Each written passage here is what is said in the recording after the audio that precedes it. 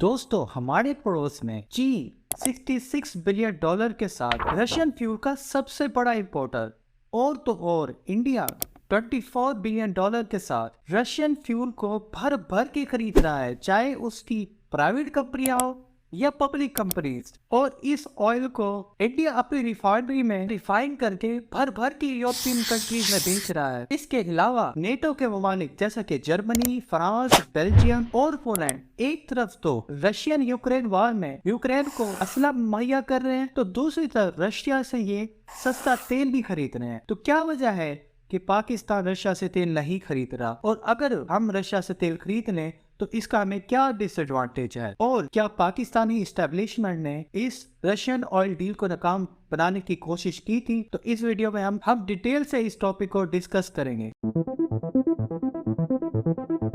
दोस्तों, ये कहानी तब शुरू होती है जब 26 फरवरी 2022 को हमारे तब के वजीर आजम जनाब इमरान खान रशिया के दौरे पे जाते हैं और रशिया से डिस्काउंटेड प्राइस पे गद्दों और गैस खरीदने का मुआहदा करते हैं।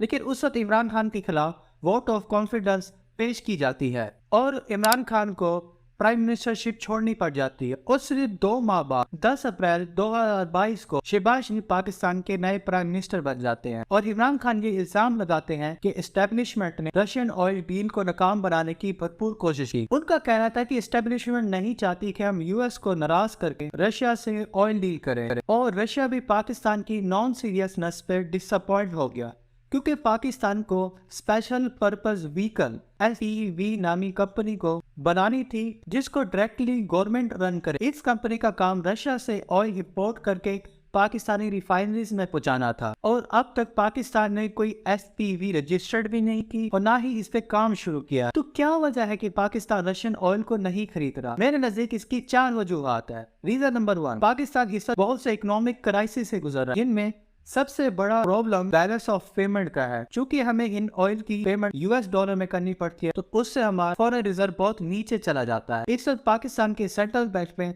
सिर्फ 4.5 बिलियन डॉलर मौजूद है, जो कि सिर्फ 1 माह की पोर्ट के लिए काफी है। नंबर 2, इस वक्त अमेरिका और वेस्टर्न पावर्स ने रशिया पे बहुत सी सैंक्शन पाबंदियां लगाई हुई हैं, जैसा कि दुनिया के सबसे 7 अमीर तरीन ममालिक G7 रशिया के सेंट्रल बैंक के 300 बिलियन डॉलर को फ्रीज किया हुआ। रिकॉर्ड के लिए बताता चलूं कि पाकिस्तान का कुल बैरूनी कर्जा 126 बिलियन डॉलर है। डील के तहत पाकिस्तान को रशिया से क्रूड ऑयल खरीदना है, ना कि रिफाइन ऑयल, क्योंकि क्रूड ऑयल सस्ता पड़ता है। लेकिन इशू ये, हमें रशिया से ऐसा क्रूड ऑयल चाहिए जिसमें डीजल ऑयल ज्यादा और फर्नेस ऑयल कम हो। अगर हम रशिया के ऑयल अरेबियन ऑयल से कंपेयर करें तो अरेबियन ऑयल में 45% तक हाई स्पीड डीजल और 25% फर्नेस ऑयल हो, और अगर कंपैरिजन तो रशियन ऑयल में हाई स्पीड डीजल कम होकर 32% और furnace oil as compare to Arabian oil almost double हो जाता है। यानी रशियन फर्नेस ऑयल में बहुत ज्यादा सल्फर की मिकदार होती है,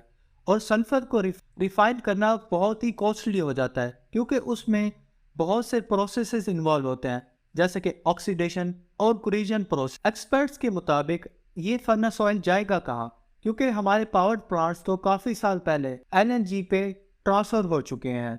इसका हम हल ये निकाल सकते हैं, हम रशिया को या UAE दिरहम या चाइनीज युआन या रशियन रूबल में भी पेमेंट कर सकते हैं, क्योंकि इन ममालिक का ब्लॉक ब्रिक एक नई करेंसी को इंट्रोड्यूस करवा रहा है। इसका हम हल ये निकाल सकते हैं, हम रशिया को या UAE दिरहम या चाइनीज युआन या रशियन रूबल में भी पेमेंट कर सकते हैं, क्योंकि इन ममालिक का ब्लॉक ब्रिक्स एक नई करेंसी को इंट्रोड्यूस करवा रहा है। Why Russian oil? इस वक्त हमारी रोजाना की बैरल्स पर डे रिक्वायरमेंट 500,000 है, और डील के तहत पाकिस्तान को रशिया से रोजाना की बुनियाद पर 100,000 बैरल पर डे मिलेगा, और इस तरह से रशिया पाकिस्तान का दूसरा बड़ा इंपोर्टर बन जाएगा सऊदी अरब के बाद। यानी रशिया हमारी डेली रिक्वायरमेंट का 20% तक पूरा करेगा। फॉर एग्जाम्पल, अगर हमें रशिया डिस्काउंट ना भी दे तो यूरल ब्रांड अरब ब्रांड की निस्बत काफी सस्ते हैं, तो हमें रशिया से डिस्काउंट लेने की वैसे भी जरूरत नहीं है। और अगर हम 20% की जगह 10% भी इंपोर्ट कर लें, इससे न सिर्फ हमारी गवर्नमेंट के फॉरेन रिजर्व में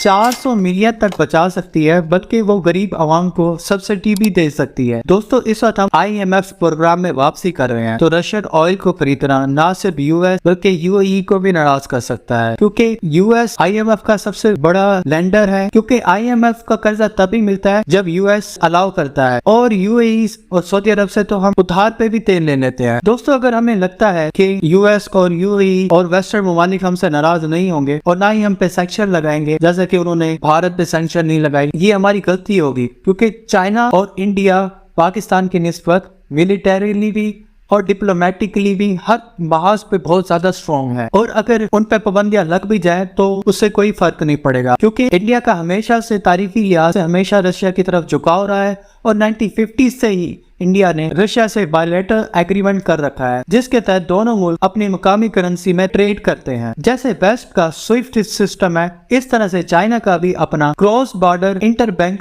पेमेंट सिस्टम है, और रशिया का भी system for transfer of financial message नामी सिस्टम है। बॉटम लाइन ये है कि दोस्तों, पाकिस्तान को एक डिप्लोमेटिक अप्रोच अपनानी चाहिए और इन मेजर पावर्स को बताना चाहिए कि पाकिस्तान की जरूरत क्या है, क्योंकि रशियन ऑयल खरीदना इतना आसान नहीं है। इन ऑयल को रिफाइन करने के लिए भी हमें बहुत ज्यादा कैपिटल चाहिए होगा, और कैपिटल जाहिर बात है हमें इन्हें पावर से ही मिलेगा। दोस्तों, आप कमेंट सेक्शन में बताएं कि क्या पाकिस्तान को रशियन ऑयल खरीदना चाहिए या नहीं।